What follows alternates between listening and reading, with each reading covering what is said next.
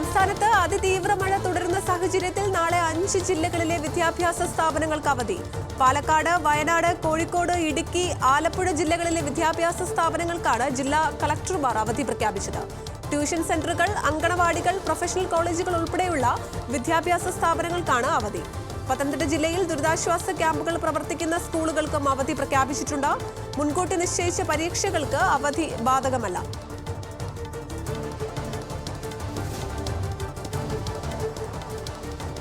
കോഴിക്കോട് കൊയിലാണ്ടി കുഞ്ഞോറ മലയിൽ വീണ്ടും മണ്ണിടിഞ്ഞു. അപകടം വൈകുന്നേരം 4 മണിയോടെ ബൈപ്പാസ് നിർമ്മാണം നടക്കുന്നിടത്താണ് അപകടം. ബൈപ്പാസ് റോഡിലേക്ക് കല്ലും മരങ്ങളും ഉൾപ്പെടെ ഇടിഞ്ഞു വീഴുകയായിരുന്നു. അപകടം നടന്നത് മണ്ണിടിച്ചിൽ തടയാനുള്ള പ്രവൃത്തികൾ നടക്കുന്നതിന്റെ എതിർഭാഗത്ത്. അപകടത്തിൽ ആളപായമില്ല.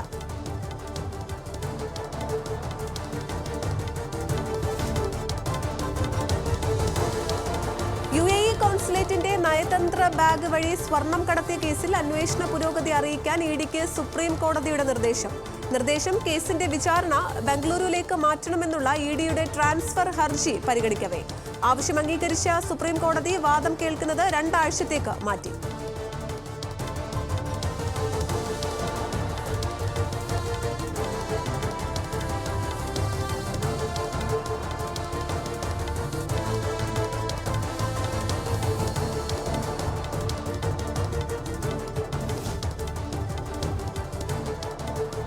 ഒളിവിൽ കഴിഞ്ഞിരുന്ന തമിഴ്നാട് മുൻ മന്ത്രി MR വിജയഭാസ്കർ തൃശൂരിൽ നിന്ന് അറസ്റ്റിലായി.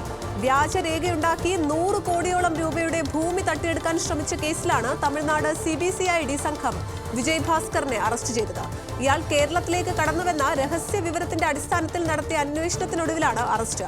പ്രകാശ് എന്ന വ്യക്തിയുടെ കരൂരിലുള്ള ഭൂമി തട്ടിയെടുക്കാൻ മന്ത്രി അടക്കമുള്ള 8 പേർ ശ്രമിച്ചെന്നാണ് കേസ്. വിലങ്ങന്നൂരിലെ വാടക വീട്ടിൽ മാസങ്ങളായി ഒളിവിൽ കഴിയുകയായിരുന്നു ഇരുവരും.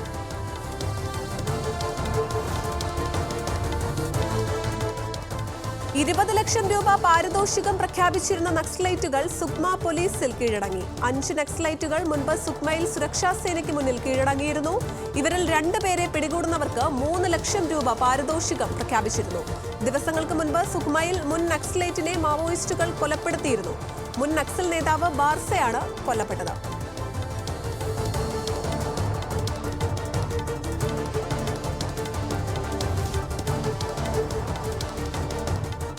കർണാടകയിൽ മണ്ണിടിഞ്ഞ് ഒരു കുടുംബത്തിലെ 5 പേർ ഉൾപ്പെടെ 7 മരണം. ഉത്തര കന്നഡ ജില്ലയിലെ ഷിരൂരിൽ ദേശീയപാതയ്ക്ക് സമീപമാണ് മണ്ണിടിച്ചിൽ. ദേശീയപാതയ്ക്ക് സമീപമുള്ള ചായക്കടയ്ക്ക് മുന്നിൽ നിന്ന 5 പേരും ഗ്യാസ് ടാങ്കർ ലോറി ഡ്രൈവറും ക്ലീനറുമാണ് മണ്ണിനടിയിൽപ്പെട്ടത്. ഇടിഞ്ഞു വീണ മണ്ണിനൊപ്പം ഇവർ താഴെയുള്ള ഗാഗവാലി പുഴയിലേക്ക് ഒലിച്ചുപോയെന്നാണ് വിവരം. പുഴയിലേക്ക് പതിച്ച ടാങ്കറിൽ നിന്ന് വാതക ചോർച്ച ഉണ്ടെന്ന സംശയത്തെ തുടർന്ന് പ്രദേശവാസികളെ ഒഴിപ്പിക്കാൻ ജില്ലാ ഭരണകൂടം നിർദ്ദേശം നൽകി.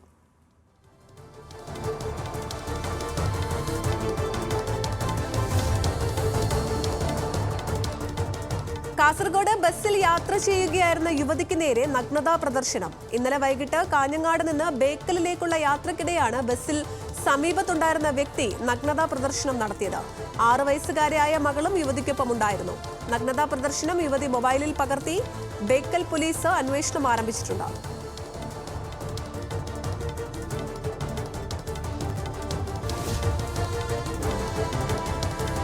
അഫ്ഗാനിസ്ഥാനിൽ കനത്ത നാശം വിതച്ച് കൊടുങ്കാറ്റ്. കനത്ത കാറ്റിലും മഴയിലും കിഴക്കൻ അഫ്ഗാനിസ്ഥാനിൽ 40 പേർ മരിക്കുകയും 400ഓളം പേർക്ക് പരിക്കേറ്റതായും റിപ്പോർട്ട്. സുർഖ് ജില്ലയിൽ വീടിന്റെ മേൽക്കൂര തകർന്നു വീണ് ഒരു കുടുംബത്തിലെ 5 പേർ മരിച്ചു. 4 പേർ ചികിത്സയിൽ. 400 വീടുകൾ തകർന്നു. വൈദ്യുതി ബന്ധവും വാർത്താവിനിമയ സംവിധാനങ്ങളും വിച്ഛേദിക്കപ്പെട്ടിരിക്കുകയാണ്. തിരച്ചിലും രക്ഷാപ്രവർത്തനവും തുടരുന്നതിനാൽ മരണസംഖ്യ ഉയരുമെന്ന് ആരോഗ്യ മന്ത്രാലയം.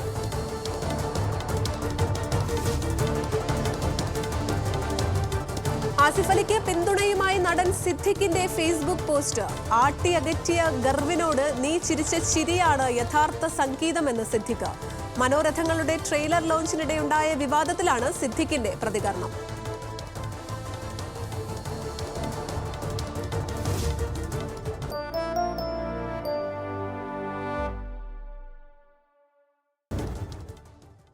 ഇനി കാണാം ക്രൈം ഡയറി.